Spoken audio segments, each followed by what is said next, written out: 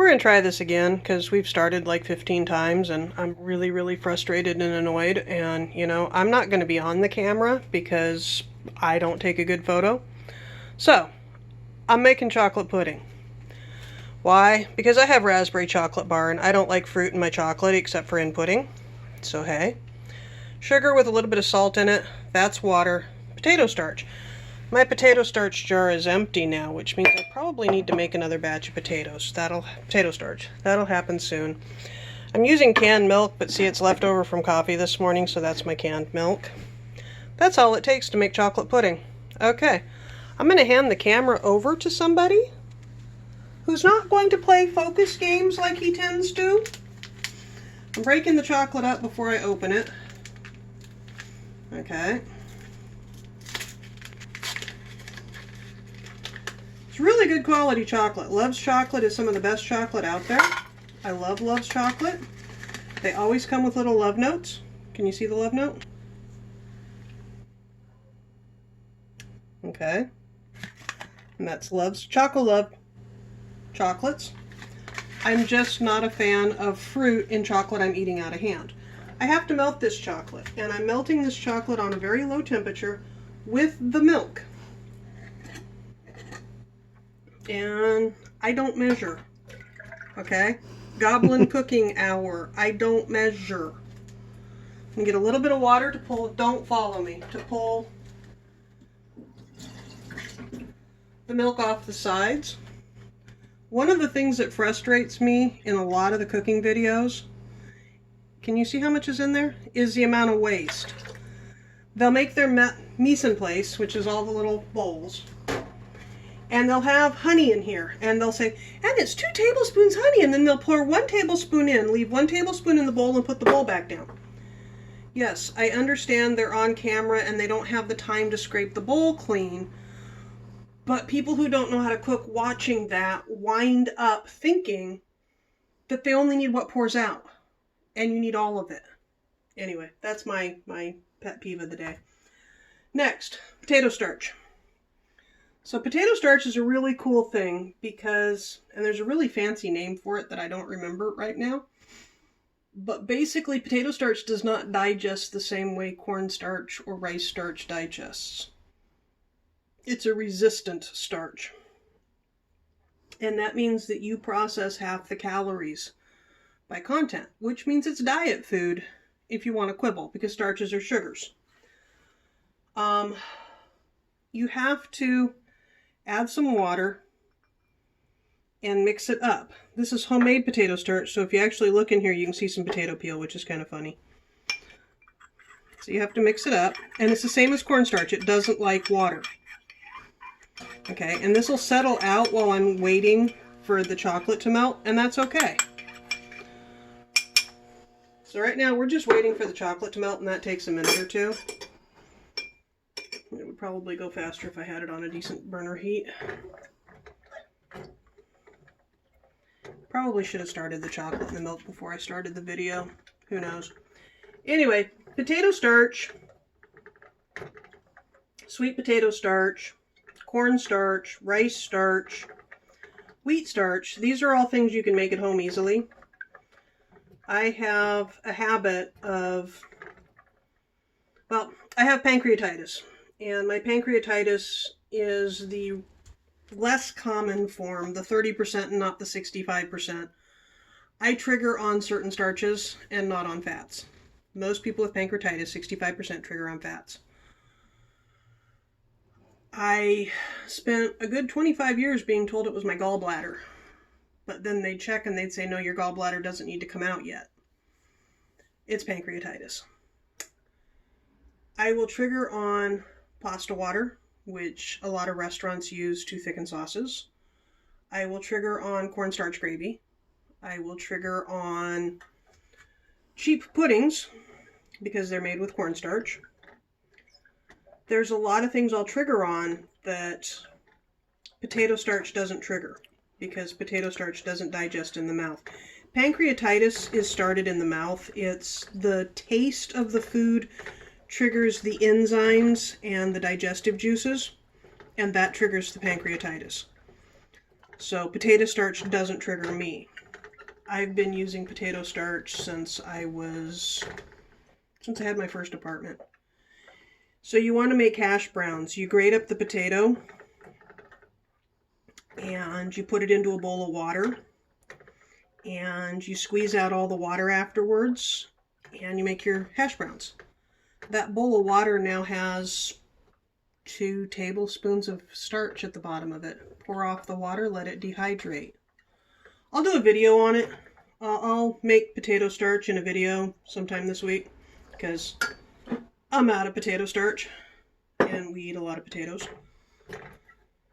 Makes the best tempura crust. It's just the best tempura crust. Can you get in here so you can see that the chocolate is starting to dissolve? Making pudding, 80% of the labor of making pudding is melting this chocolate. Could I use cocoa powder? Yes, I could use cocoa powder. But then I would have cocoa flavored pudding and not chocolate flavored pudding, right? So when you make your own pudding, if you've made your own pudding before, do you like the milk skin that forms or do you not like the milk skin that forms?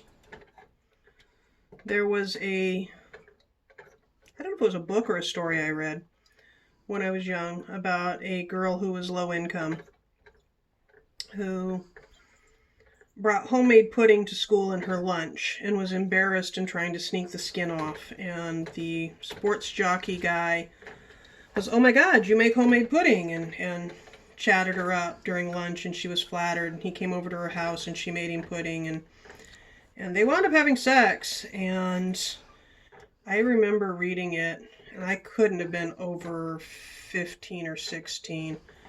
I remember reading that story and just thinking, oh, he's just using you for sex. Oh, he's just using you. Oh, he's just using you through the whole story. This coming of age and her talking and about how always being poor and being embarrassed and all this stuff. And at the end of the book, yeah, he just used her for sex. And she quit making chocolate pudding from scratch because she didn't see a point. And I remember reading that story and going, this is such a freaking waste of time. Why? It must have been a curriculum story somewhere. Anyway, I don't know the name of the story. I just remember the impact of it.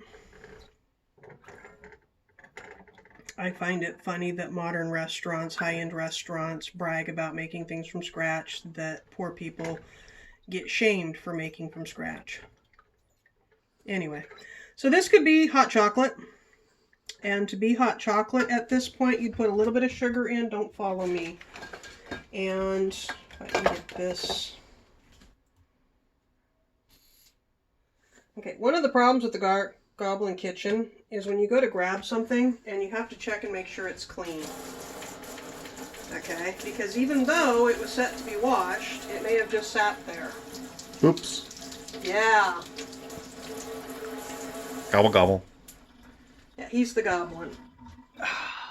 Anyway, this got frothied earlier today, so it still had milk on it. To make hot chocolate with real chocolate, the chocolate does not want to mix in. Can you focus in a little bit more? And you will wind up with these little curly cues of chocolate in a glass of milk, and a blender or a mixer will mix those little curly cues of chocolate in. This is also how you make your milk foam for your coffee when you're a goblin.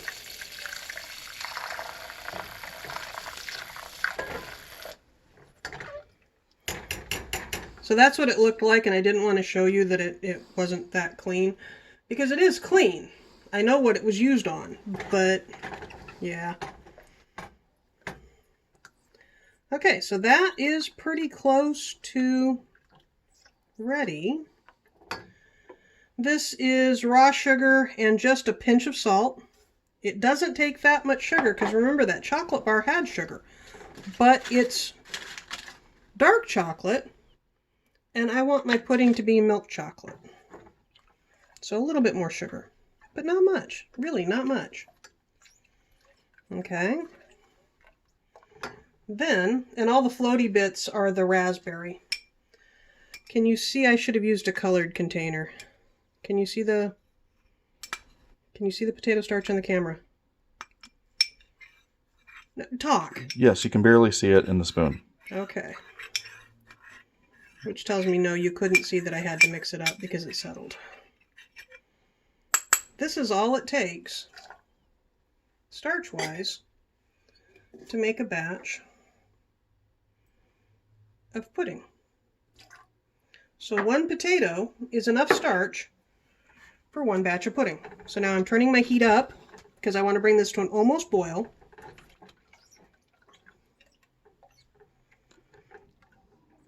And I'm going to stir constantly. Never stop stirring when you have milk in a hot pan. Milk skin is so annoying to clean. The burned milk at the bottom of the pan is so annoying to clean. Probably should have made containers for the pudding to go into. Well, let's see. We have this one. And we have this one. And we have this one. That's my basic recipe. I have thousands and thousands of little sheets of basic recipes. Like I said, don't stop stirring. I'm going to move back and then step behind you and grab... Oh, wait a minute. Hold on. And I have this one that somebody put in the wrong cupboard. Gobble, gobble.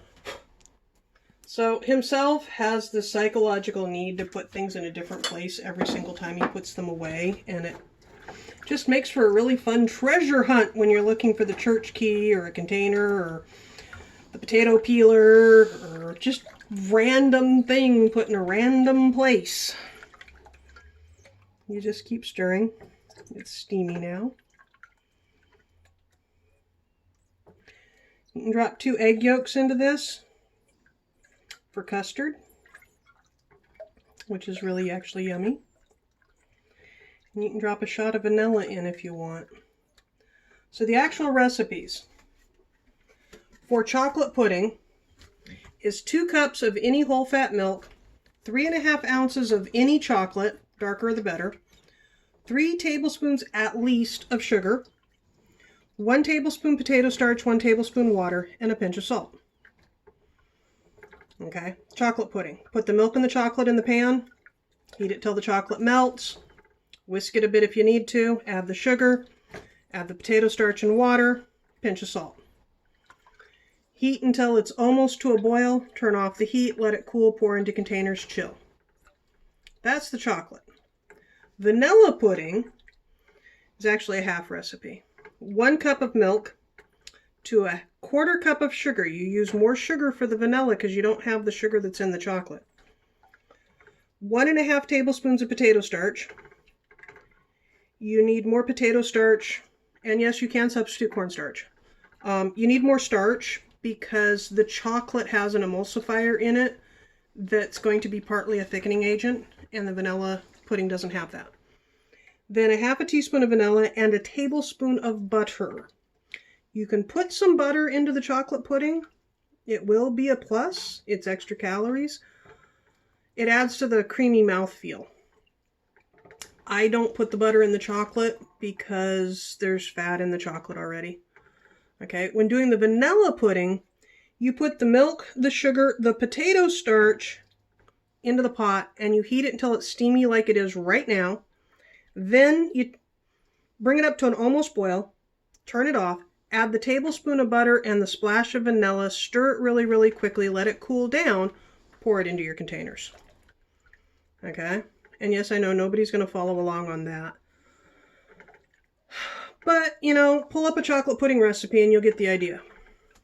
Betty Crocker has plenty of them, you know?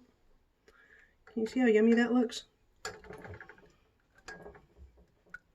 Right now, that is an amazing Mexican cocoa. That nice, rich, starch mouthfeel that the Mexican cocos have.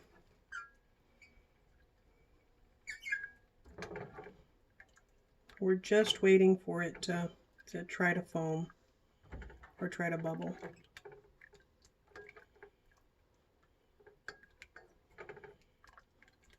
If you bring it completely to that foamy point,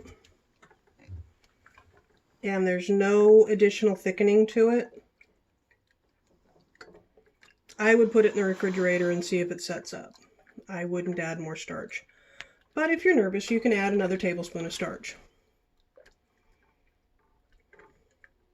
It is possible to put too much starch in.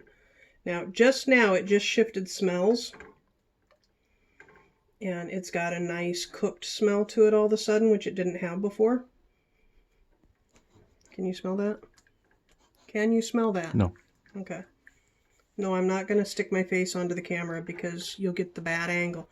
We started this video like 3 or 4 times and he kept getting just really unflattering angles. And I have dysphoria to begin with, so really unflattering angles and dysphoria is a very bad combination. A very, very hurtful combination.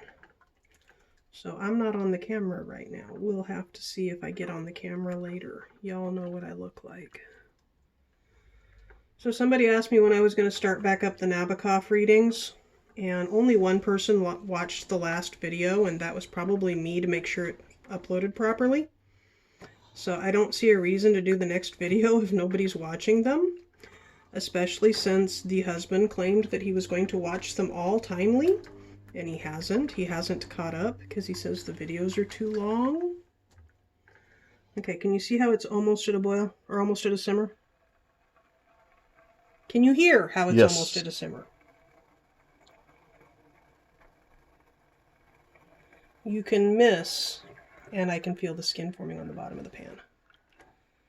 You can miss that you're almost at a simmer by stirring too much, so you have to stop here and there for a moment. Like I said, if you poured this into cups and served it as hot cocoa, it's amazing right now. Or hot chocolate. Hot chocolate is not the same thing as hot cocoa. Just for the record, this is a huge pet peeve of mine. Our friend Jason goes on rants about the difference between sweet potatoes and yams. The difference between cocoa and chocolate, it's not the same thing. You break my heart when you say that. That's kind of like saying, I love coffee, pass me the black tea. Or, here, have this chocolate chip cookie. Oh, by the way, those are carob. You know, have this oatmeal cookie. Yeah, those are raisins. Cocoa does not have the fats, the cocoa fats, cocoa butters. Chocolate has the cocoa fats. It's like comparing white chocolate and dark chocolate and saying they're both chocolate. Well, yeah, they are both chocolate, but they're completely different experiences, and if you offer me chocolate, it had better be brown. Yeah, that's me ranting. Okay, this is almost hot enough. I don't know if you can tell, but in stirring it's changed consistency. Can you see that it's thicker?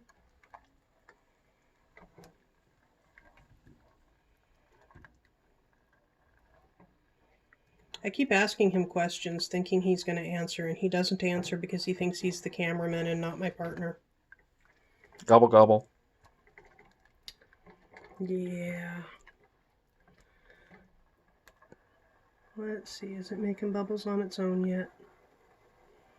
I have the heat set at a medium.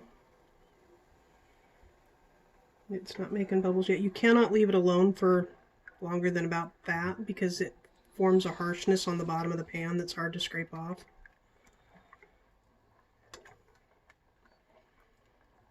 I'm going to call it. I keep saying that, but I just want that last little bit, you know? You're calling it? Not yet. I want it to make bubbles on its own when I lift up the spatula.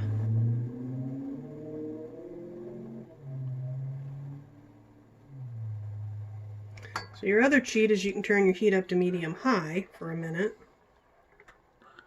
It is definitely about as thick as it's going to get. I don't want any uncooked potato starch.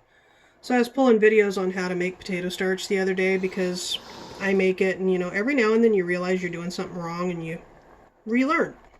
So I'm pulling videos and I'm watching this person make it and he's doing everything wrong. So I pull another video and I watch this person make it and I'm like, holy, you don't know what you're doing. So am I really that wrong? And then I pulled up like 5 videos in a row that was exactly the way I do it. So I went back to the original video. And what he did was to evaporate off the water, he put it on heat and cooked it until it got shiny and clear. He cooked the starch. You can't recook starch.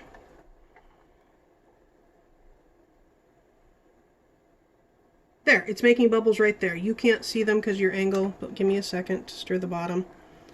And do you see them?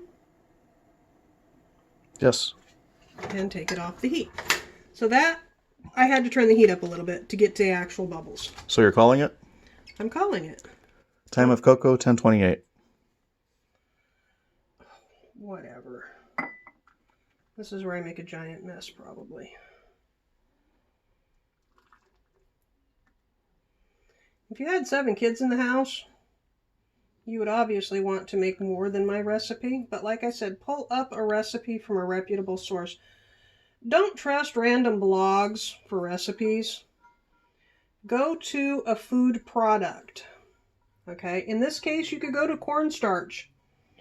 It makes pudding at the bottom. See, it's thick at the bottom. Go to a cornstarch recipe and find their chocolate pudding recipe, or a cocoa place and find their cocoa recipe. It's done. That has to cool to room temperature and then go into the refrigerator. It's already making a milk skin. You can see the milk skin forming. You know? And the raspberry things are floating. And in all honesty, I will go like this. See, that's a skin forming already. If you don't like the skin, you have to put something across the surface. Traditionally, you put saran wrap across the surface to prevent the skin from forming. I like the skin. I don't like the little raspberry bits. I'm okay with the flavor, but the little bits are distracting and annoying to me.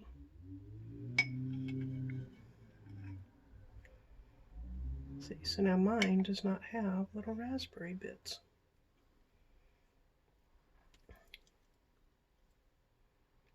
Not bad. Not bad. Here.